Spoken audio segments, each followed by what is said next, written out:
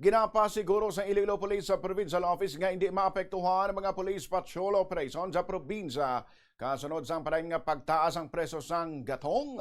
Sa interview sa nga Bombo Radio kay Police Lieutenant Colonel Rolando Arario, ang spokesperson sa Iloilo Police Provincial Office, iyagin pahayag na nakapreposisyon sa gihapon ang mga patrol sa mga strategic area sa tion nga mayara sang emerhensya. Hinagod nga mabalanse ang fuel consumption sa mga police patrol samtang ginasiguro nga hindi man maapektuhan ang serbisyo sa mga kapulisan sa komunidad.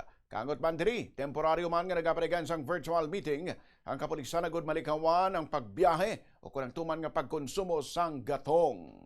Despite of this pagtaas ng atong sindi nga mga presyo sa gatong, ang ato naman niya nga mga operation, especially ang pasangkad naton sa aton sindi nga police visibility, at the same time ang aton nga police response, no, wala naton ginadula gid.